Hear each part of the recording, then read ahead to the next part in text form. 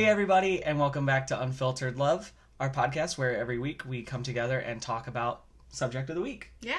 And this week we are still on our Getting to Know Us series.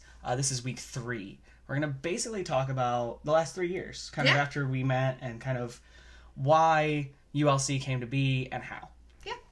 So, I guess I can start off with, I finally met you about 3 years ago, a little more than 3 years ago now. It's weird to think about. Just barely over 3 years. Yeah, it was, July 22nd. 22nd. Okay. Just past the 3-year friend-iversary with your brother and your mom. Yeah, it's a whole thing. But yeah, there was just a lot of turmoil going on in both our lives, like we talked about in the last couple of parts with you guys. Mm-hmm. But I figured, honestly, just kicking straight into it is easier to do with this session. Yeah. So, I mean, what were your thoughts when we met? Like, because I know mine, but I kind of want to hear what yours are. So when we first met, I went into it with the whole, like, we're just going to be friends, kind of hang out when we want to. Right. I was really good at being just by myself, and I had kind of made that decision of, like, I don't really need anybody else. Yeah, you needed somebody to go on your adventures with. Yeah, I want to go adventure, but I don't want to go by myself, right. So yeah. I need a new friend. And I was kind of at the same place, and, you know, we were both really kind of almost afraid of committed relationships at that point. Yeah. Because we've had that conversation a lot of times of, shocker, Pastors Tim and Mal were a little bit afraid of social interactions. Yeah. Well, we also had the conversation very early of we're not getting married again. Mm-hmm. We don't want more kids. We don't want anything serious. We just want somebody to hang out with. Yeah.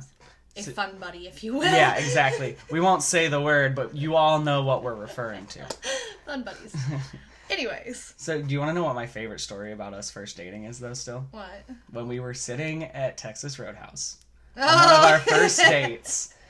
So, we've talked about the fact that we're both bisexual. And part of why, you know, ULC is. And we'll get kind of into that in a little bit. But we were sitting at Texas Roadhouse. And our very attractive waitress... She was pretty. Went walking by our table. And I went... And I watched this woman... No. It was much more dramatic than that. It was... I was in the middle of a sentence, too. Yeah, you stopped talking. And I was like... Oh, yeah? Oh, by the way, I'm bisexual. Yeah, because we hadn't really talked about it yet. But... And at that point, Tim was still very much in the evangelical church. Oh, yeah. I was an ally, but had not... But we hadn't had that conversation yet. You were worship leader. You were so you were just terrified. Your brother's the worship pastor, and I didn't even think about it. I just was like, oh, yeah, by the way, I also like girls. Yeah. It's one of my funniest memories of us being together early on. But to get away from like the more personal part of our relationship, we can talk about that with you guys if you ever want to know. Definitely ask us. But really, we were both in a very different place spiritually. Yeah. Or at least we thought we were. Because I brought you back to church after how many years? I was 10. It had been 10 years since you'd set foot in church. Because it was after... The whole thing with... I had set foot in You'd church set foot, here but you and weren't going like, regularly. After our oldest was born, I took her back to my family church a couple of times when we would be in town. Yeah.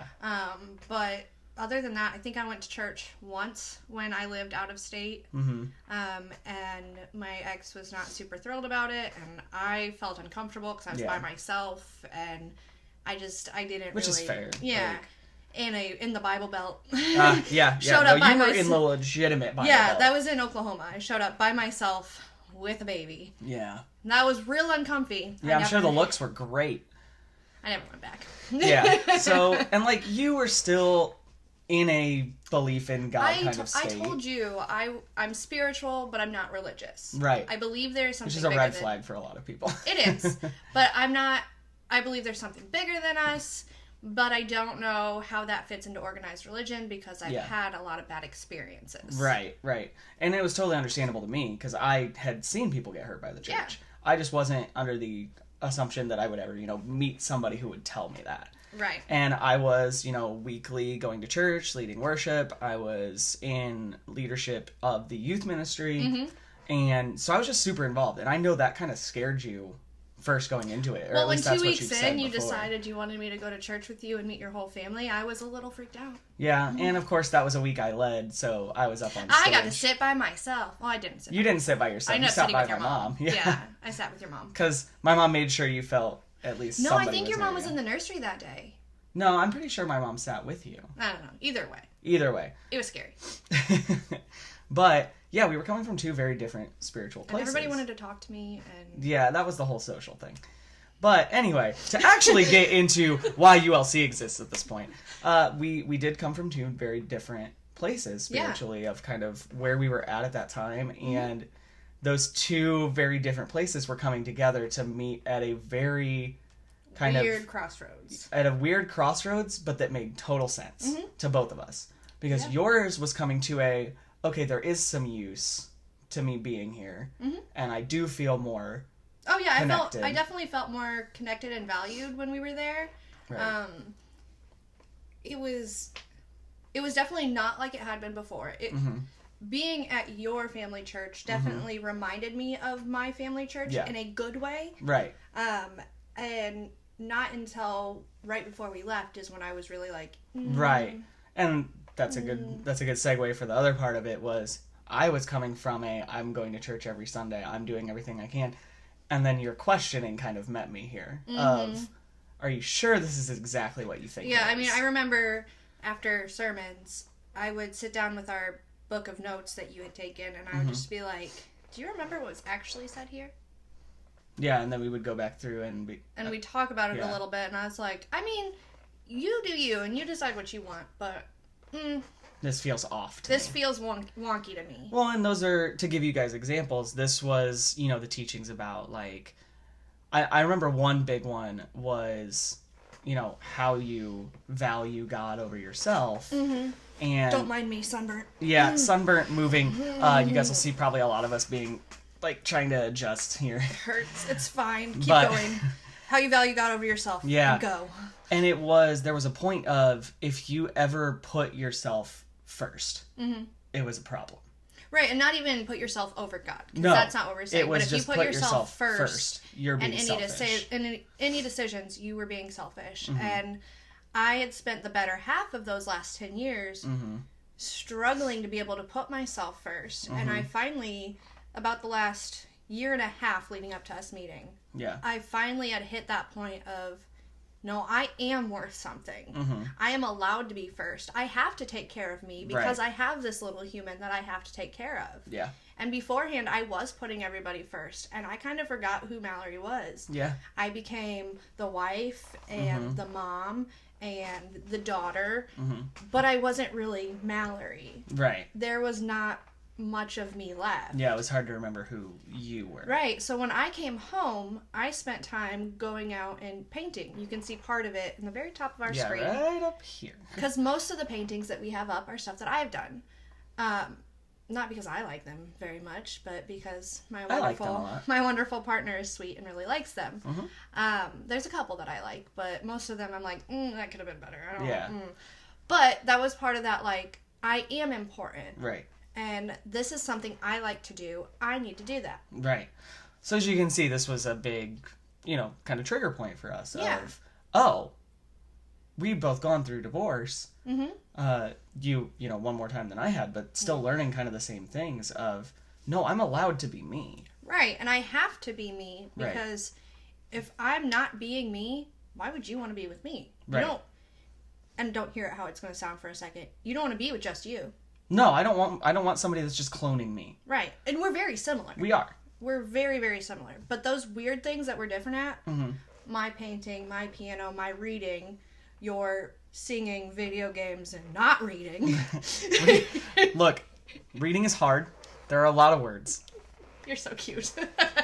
Anyways, those things, we kind of play off of each other, and whereas I can give you a 10-minute synopsis of the book I'm reading and be really excited about it, and then you're interested in that world, but only because I'm talking about it. Right. Whereas if you were reading it, you'd be like, this is boring. What am I doing here? It's too quiet. I don't want to do this. Yeah. So I can still drag you into that world with me. Right. And we can still be our own selves. Right. And this tangent is what we got into after that sermon. Yeah. Of just, we've got to be us. Yeah. And so that kind of started to snowball. Yeah. Into more and more conversations of, this theology is a little bit problematic. And I had been ignoring it because I felt used. I felt that I was in where I needed to be. And used in a good way is how I felt. Yeah, you felt needed. Yeah, I felt needed, and I felt like I was where I was supposed to be. I was using my talents and giftings and how I was supposed to. And then... Supposed to. Right. And then with that I was supposed to, that part of the stained glass window starts crumbling again. It's not even crumbling at this point. At this point, it's just like falling out. Oh, 100%. And you're like, ugh. I mean, crumbling of like pieces were falling. But, and then I was realizing I was on stage almost every week. And I had to be at church 3 or 4 days out of the week most weeks. And not only that, but then on Sunday mornings, we were there early. We stayed late. And then we'd go to family lunch. And then we'd go to other things. And those things aren't bad. Right. But when you're shamed for not going to them. Right. Is where and we still have a problem. love going to lunch with your family. Yeah, absolutely. And hanging out with them and doing things with them because we love your family. I love your family. Yeah. Very much. But we also need the space to be able to make the decisions of how does our week look? Right. How does our life look? And that was exhausting to both of us. Yeah. Because we didn't get that time to just chill out and be Yes. And as that was kind of becoming visible to me, I started picking apart the reactions that I would get when I would pull away a little bit and just give me time. And it would be almost vehement backlash of like, how dare you? And they wouldn't use those words. No. But it was very clear. It was that passive. Yeah, of like, well, we really need you. You know, you're the only one that can do this. Whereas other times I'd been told, you can't be proud of your skills. Yeah. You can't have pride in that because that's bad. Right. And you can't do it all the time. You still have to give yourself time to rest. Right. But then in application, I was getting a different story. Right. So all of that kind of was combining. I had looked into an actual leadership position at the church, but that leadership position would have changed my responsibility. So they 100% talked me down from that position entirely. I remember. You were kind of crushed. I was hurt. I know. It was something that I had been told I was heading for. You know, I was told that was... You were excited about it. I was supposed to lead. I had spent all of my life hearing all of these things. And then to just be told, well, not in this role. Yeah. I mean, which felt perfectly built for me. Because you remember the role. It was an administrative pastor role. Right. We were even looking at how could we make it work for you to go to seminary on top of just getting your admin degree. Yeah. Exactly. Like, and you were very excited about it, and we were doing all of the things we needed to do to set you up for that. Right. And then come to find out, this is a little bit later after we had left that church, come to find out they filled that position with somebody not even from the church. Correct. They had outsourced it to somebody who came from a prestigious seminary. Which, from what we know, he's pretty good. Yeah, he seems fine. But it's still frustrating to me of how it came out. So all of that was snowballing. All of that was kind of combining into this amalgamation of shit.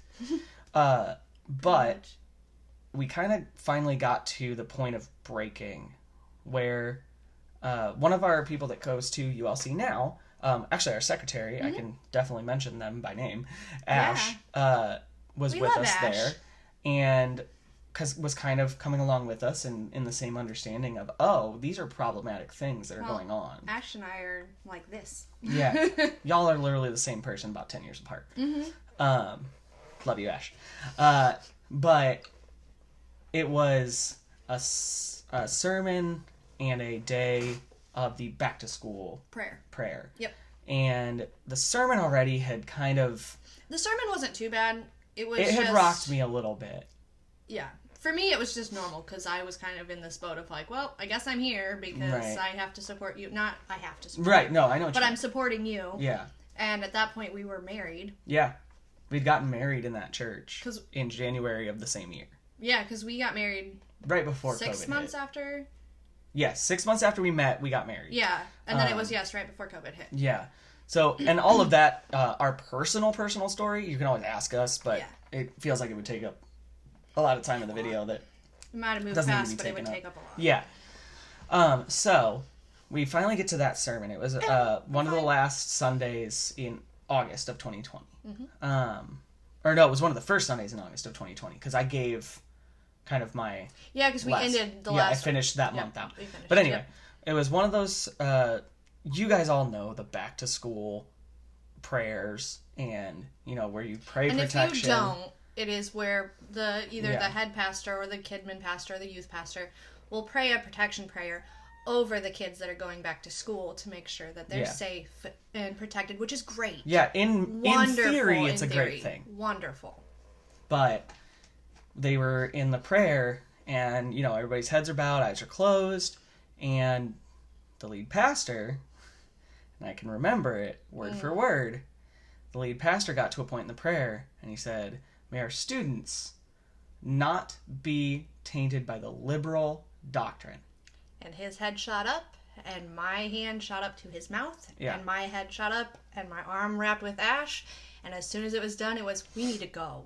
Mm-hmm. We need to go now. I know you remember, I almost headed straight into the church. And you did head straight into the church. I said, "Ash, we're going to the car." And they said, yes. Yes, we are. Yeah. And we ran to the car. And I beelined into the church, but I felt this tug. You stopped. Of, don't do that. That's not worth your energy. Yep. And it's not worth the backlash it'll cause for the rest of your family who is going to stay at this church. And you were still ticked. Like, you got in the car and I was livid. You had both hands on the wheel and you were just like, "I need to sit for a second." And we both said, "Okay." Right. And then we gave you a minute and said, "Okay, where are we going to go eat? We need to go eat." Yeah. All of us need food. Right. So because food can fix everything. That went through, but that was my final straw. That was how dare you take that stance when you don't know who's in your congregation. Well, and if that's your personal belief, that's fine. Fine. That can be your personal belief. But the first rule, not even just of ULC, the first rule everywhere in any social construct, don't be a jerk. Mm-hmm. Don't be a jerk. Yeah. It's part of the social contract. Yeah. Yeah, exactly. And when you don't know the personal beliefs of every single person in your congregation, you can't make a sweeping statement like that. Right. Like, you cannot, unless you're wanting to isolate your people. Yeah. Because that's exactly what happened. Yeah, that's exactly what happened. So, we got through that. We made the decision. We were done. Yep. I told the worship pastor at that church, I said, "I'm going to finish out August," because it was the end of the quarter. Sorry, I keep pushing you. Yeah, you're fine. And then I am done. I am out. I can't be here. And that was hard since the worship pastor is your brother. Well, I was trying to kind of avoid that, but yes. But that's an important piece. It is. And I hate to bring that up because it wasn't his fault. It wasn't, and that's why it was so hard. But that's why I think that it is important. Yeah. Because we were very conflicted because we didn't want to leave him high and dry. Yeah. And in case any of you thought this was an easy decision, it was not. This is part of what we're saying of it was not easy at all. And we know it's not easy. No. So don't ever think that we're telling you, yeah, just leave. It's easy. You can get out of there. No, it tugs apart your heart because it hurt. But we got to that point and we said, we're out of here at the end of August. Where are we going? Yep. And we found another church in the area. Yeah. And you know what? It seemed absolutely fantastic. And at first it was. Yeah. We went in and we felt at home. We felt loved. We felt accepted. I made friends really quickly. Which doesn't happen. Mm-mm. You make friends really well, but it's usually a slow process. I make friends easily. Yeah. I can get along with anybody and everybody. But trusting I have takes a longer. wall up. Mm-hmm. I find it very hard to trust people just because of the things that I've gone through. And even just in school, I was never really... Yeah. Like, I fit in everywhere. Right. But I always had those people that I would think they were really close with me, and then they would stab me in the back. Or not even stab you in the back, but not treat you in the way that you I was doing. Yeah, or they wouldn't put in the same energy or whatever. So it was just like... Yeah, and you'd had that over and over. Yeah, but then at this new church... I had a very big group of ladies that I very much adored. Yeah. Helped me with a lot of things. Rebaptized me. Yeah.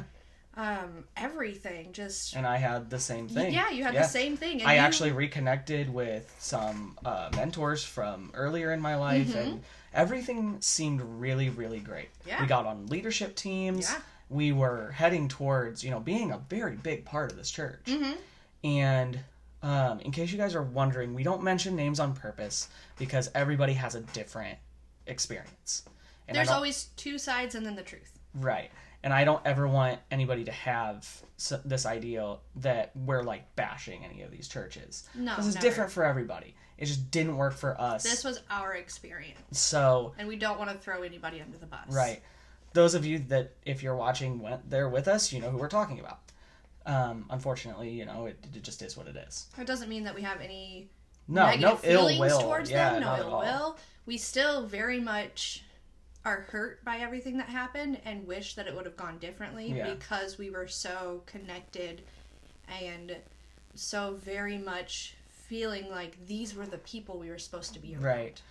And, you know, I just felt that was important to say for anybody listening, either from the outside of the situation or those that were there. No, I agree. And we were not alone kind of in our, you know, finding this place and feeling amazing. I mean, Ash came with us. Yeah, Ash was with us through all of that. But then we finally got to the part of church where you look behind the curtain. And this may be the hardest part of this entire video for both of us. Because like we said, we felt extremely connected. We felt extremely a part of this community. It was freedom and after. Yeah, we went to what's called the Freedom Conference, and we can get into that detail. We probably will another time. Because freedom is actually really great. Yeah. If done correctly. Right. But we'll get into that. I'm sure we'll have a whole yeah. Series on, you know, these Similar conferences and like workbooks and stuff that churches go through a lot. Yeah. Because there's just those little things in there. But I'm using you. Sorry. It's fine. We felt so connected, and we were going to start a small group. Yeah. Which, if you aren't, you know, kind of initiated within the evangelical church, almost every one of them has small groups. Yeah, and it's a way for you to break down so you're not in the entire church. Right. And have groups of people that are not necessarily all like-minded, but more like-minded. Right. And kind of build just those connections. Build connections, hang out, get to know each other. Sometimes they're Bible-based, sometimes Right. they're activity-based. Ours was going to be just hanging out. We lived down the street from an ice cream place. Yep. So we were just going to, on Tuesdays, we were going to go get ice cream, go back to our backyard. Have a little Bible study. Was going to be part of it. A little bit. And then mainly just kind of touch base and see how everybody's week was going. Right. And honestly, kind of do what we do here at ULC. Yeah, it was basically the framework of what ULC was to become. Yeah. But, so we were about to do that. And the Sunday before, we were supposed to start our small group. Literally the next night. Our small group was on... It was on Monday. Because it was Tuesdays was... Yes, it was... And I was working from home because the kids were all in town. Yeah. But anyway, whatever day it was, we met with, or we got a message from our small groups pastor. It was Sunday. Because it was supposed to be Monday or Tuesday we were supposed to start. Either way. But we get this message of, can you guys meet? I was like, sure. We got time. We're not doing anything. And it was, you know, we need to come and talk to you about your small group and just kind of communicate expectations. Yeah. And we were like, okay. Seemed innocent enough. Right. It seemed like we just were, because it was our first time leading one. Maybe they wanted to walk through with us what was expected. They weren't ghosts. They didn't want to walk through us. I was waiting for it because I was in my head. But they got there, and the whole tone changes. Well, and I had the really bad pull leading up to it. And we've talked about your gut feeling. I remember sitting on our front... strong and correct. I remember sitting on our front porch together before they got there and just being like, this feels different. Yeah. Everything feels heavy. So they get to our house, and we start talking, and we have, since we met, and continue to be extremely loud about rights. Yeah. About LGBTQ rights, about, you know, race equality rights, about women's rights. Because human rights are human rights are human rights. Right. It's all across the board. Correct. But the biggest one they had an issue with was LGBTQ rights. And we had done Rally Day the week before, 2 weeks before, something like that. And I showed up as usual, especially because I think it was in June. Yeah, it would have been in June because July was when everything started. I show up with my Pride stuff on, nothing crazy. Which you had worn before. Yeah, it was my human shirt with my cardigan that has the Pride flags and sunglasses on it. Nothing crazy.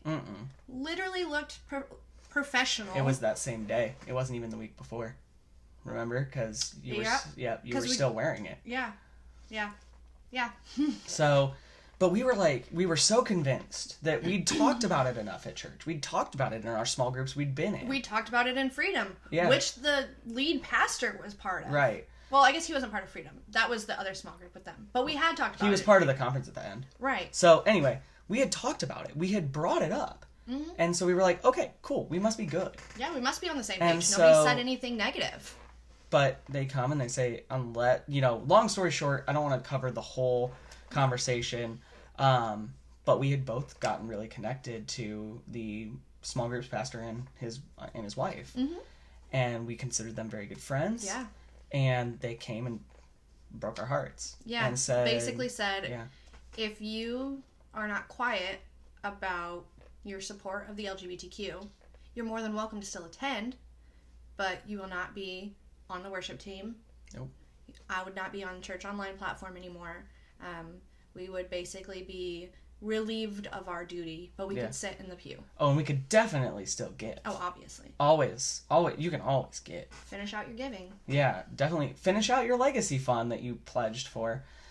You can probably figure out if we finished that or not. But I mean, we did. We finished it, not before we gave what we pledged to give. But that's another story for another time. But, so they left, and we had told them, we were like, no, We won't it's be not back. something we're willing to do. So we won't be back. And of course they gave you well, you should really pray about it before you make that decision. And I looked straight in their face and said, we will. But I can almost guarantee we will not be back. Yeah. I have too many people to protect. And after they left, I called the worship pastor that was over my part of the ministry and said... And his wife, who was over my part. Right, where do you stand with it? And they kind of came back with the same answer of, well, we have to follow what the church says. Yep. And they were willing to try to work around it, but they weren't going to mention it. And I'll get it later. that was its own issue. Yeah. Because, no. No. We're not going to not mention it. We're not going to do anything too many where we people don't to talk protect. about it. Yeah. Too many people. And so we decided we were done. Yeah. And we didn't even finish out any time there. No, we didn't go back. After that Sunday, we were done. We still have not been back. We still had our small group, though. Kind of. So we communicated to everybody that was doing it as part of the church that, hey, we're still going to get together. Yeah, it's no longer a sponsored small group. Right. But we just we're want to there. hang out. We liked all of the people that had signed up. Right. And we're like, you know what? We have already carved this time out. Yeah. So if you guys still want to show up, we're going to be good at getting ice cream those days. Yeah. Come hang out. So they showed up, and for a couple weeks, we just kind of met and hung out and did our thing and, met a couple people through it. Yeah.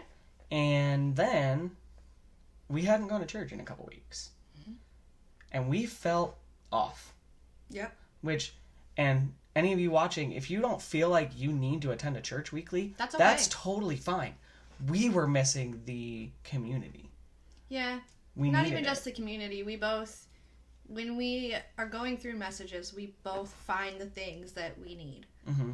When we are listening to music, I won't necessarily say worship music Right. because it's not always worship music. We've expanded what that term really means. Right. I mean, today with the song that we found again by Kesha, him, we find those things that we're like, oh, right. And we get the things that we need, and we are able to move through our life in a way to be able to help people more. Right. If we sit down together and we take that time. Well, and I've told you my stance on the Holy Spirit. Yeah. The Holy Spirit finds those things. You don't need a church to do that. That's why each and every one of us is imbued with the power of the Holy Spirit. They can find something anywhere and say, this is what you need to hear. Yeah. And I say that to all of you watching as well. You are imbued with an extremely powerful force within you. And that's why we aren't the Bible's the only resource. Because there's so much more. But we'll get into that in another topic, I'm sure, on this podcast. That'll probably be like a 6-week thing, and we'll just blather on about it. Because we've both got our own stances on that. Yeah, we do. But... So a couple weeks into us meeting, we were calling it Gay Tuesdays, which was fantastic. Super great. Yeah. But we kind of came to a point of, well, we haven't found a church that we can be comfortable going to. I mean, and not only that, but we had already joked about, I say joked because it started as a joke. We had joked about, well, if we can't find a church that fits what we need and what we know that our small group of people need and the people that I need to protect need, we'll make it ourselves. Right. And it was an offhand, literal joke. Literally, you looked at me and was like, why don't we make a church? And I said, no. And we kept moving. And then a couple weeks later, I was like, but what if we did? Why don't we make a church? Yeah. So we got online, found a Christian ordination service, worked through them, got our ordinations, Went through became the church ministers, and we started a church planning service, and we started ULC on July 11th of 2021. And then July 9th of 2022, we finally got all of our... Yeah, we finally got our 501c3 to tell you how fast the government is. 1 year later. Right. But we started ULC, and it started as a very standard church service. 3 worship songs, message, ending. Right. And that slowly became clear that that was not what people were looking for. It's not what we were looking for either. That's not what we needed. It wasn't, I don't want to say far enough removed from the evangelical church. It didn't give us the space to heal. Right. And then we decided, okay, well, we're going to push through it and try to figure this out and kind of start figuring out how we do it. We met upstairs in our house. It wasn't or in big, the front room. Or in the front room, depending on, the day. But it became very clear that that was not what people were looking for, because we found we had the most impact at things we would just go do together. We would go out and get ice cream. We would go to the mall together and just walk around. We would hang out at our house at random times during the week. And people would just be there. And people would be there. All of the time. And they would tell us verbally, this is what I need. I need a place to come and to be myself. Yeah. And be allowed to do that. Yeah. Regardless of where I am personally. Right. And so recently, very recently actually, within the last couple months, we decided what people need isn't structured, being told what to believe. Right. It's safe space. And that's why we call Sundays at 2 safe space. Yeah. The last 3 weeks we've been doing these videos, and we'll play them or talk about them, and then we will just kind of talk as a group. Yeah. And I think that's been working pretty well. It's opened up so much conversation. Because it lasts about 45 minutes of us doing something structured. Yeah. And then the rest of it is us all just kind of hanging out, checking in on the week, getting to know each other more as we have new people. Right. And just being together and making sure that everybody feels like they have a safe place to be. Yeah. And just be them. And that's all it is. That's all most people need. Yeah. Is show me that I'm loved for who I am. Yep. And it's literally the entire message of Jesus Christ is, I love you. Just as you are. For who you are. Where you are. Are there things that I may not agree with what you do on a weekly basis or daily basis, whatever? Sure. But that's just human. And as humans, that is not our place to say you're doing it wrong. We can look at you and say, hey, I think there's a better way to do this if you're willing to hear it. Right. And if you are willing to hear it, we'll give you that advice. Right. And we will help walk through it with you. However, ultimately, it is your choice to live your life how you want. Right. And still have people on your side, no matter what. And as long as you're trying your best, and this has been... And not being a jerk. Please don't be a jerk. But as long as you're trying your best, and we've had this conversation a lot recently, if you're trying your best to be a good person and to love other people, if God is truly this God of love and light and beauty and caring for everyone, if he's going to send you to hell just because you don't say the right words or believe exactly the right thing... I don't want it. I don't want it. And that is where our church stands. I would rather go through life being the best version of myself, making sure that those around me are loved and supported. And feel loved. And feel loved and supported and feel like they can be the best versions of themselves and feel confident in who they are. And helping even just a few people. I would rather go through that way and end up not with this mean, hateful, judgmental, do it the way I told you to or don't do it at all, God, than doing it that mean, judgmental, hurtful way. Right. Because I never want to hurt anybody. Yeah. And I refuse to believe that God is petty and childish enough to say, well, just because you didn't follow this one thing that somebody wrote about me, because let's be clear, God didn't write the Bible. Oh, I think they're petty, but I don't think it's the same way that people think. Right. I think there's going to be a lot of surprise. I do too. On both sides. Yeah. And you know what? I'm open to being wrong. Me too. And if I get to the end of my life and, you know, something happens and he goes, well, you were wrong on this part, I can admit my faults. There's some other people I don't think may be as willing to do that. And they might. We don't know. Right. But I'm open to being wrong. But that's where we are. And, you know, just to spend the last few minutes of this giving you guys kind of more of an understanding of where we are now. We are so open to discourse and so open to hearing other perspectives. Yeah. Because my biggest thing, and I've told you this, and I don't know, I feel like I've said it on other videos we've done so far. I don't know some things, and I am okay with admitting that. Yeah. And I think that the church could move so far forward. If we can admit it. Just being willing to say, I don't know. Right. Well, and that's why as we've started this thing, and from the beginning, we've said, if there is anything that we say that is inaccurate, and you know, call us out. Call us out. Yeah. If there are things you have questions on, we can answer, we will. And if not, we'll find the answer or find those people who do have the answer so that we can try and help because we want to know too. Right. And we don't operate alone. No, not at all. We find resources. We are collecting so many good resources now.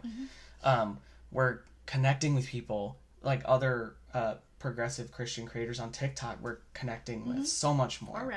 Or Reddit. We connect with a pastor from out in Japan. I won't mention his name because I don't know how comfortable he would be with that.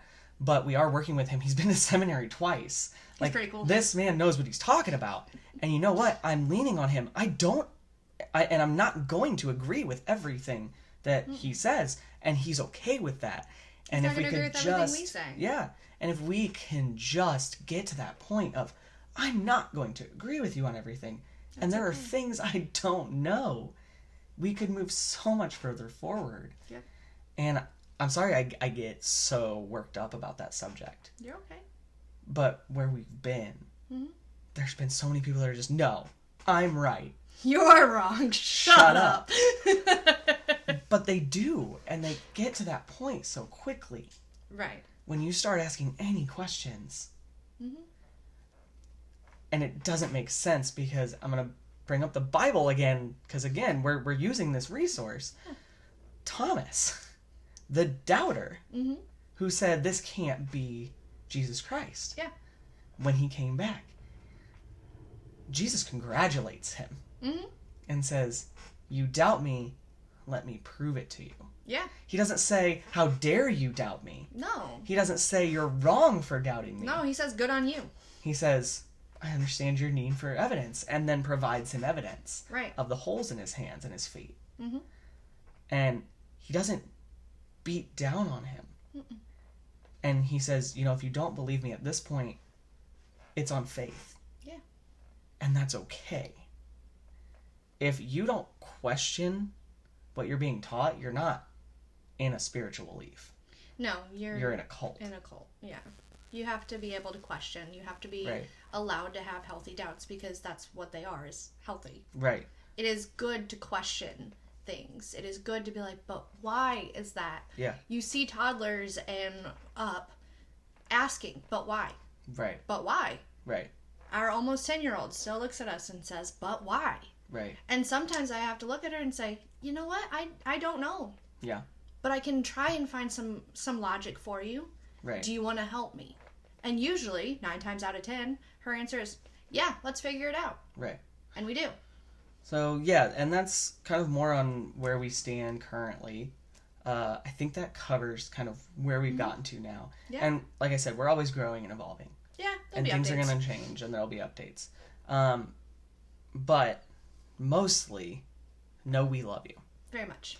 No matter what you're going through, no matter where your walk is, we love you. Always. And I think that's where we call it for this week. I think so too. Because I think I hope that gives you guys more of an understanding of where we're at. And if you have questions, you can always message us. Yeah, comment on the video, whatever. Yeah. But I want to leave you guys with one more thing. I love you. I do too, very much. And it does not matter what you do. It does not matter what you think. It does not matter what you say. Whether I agree with you or not, love is there and available, and we are here and available. Unconditionally.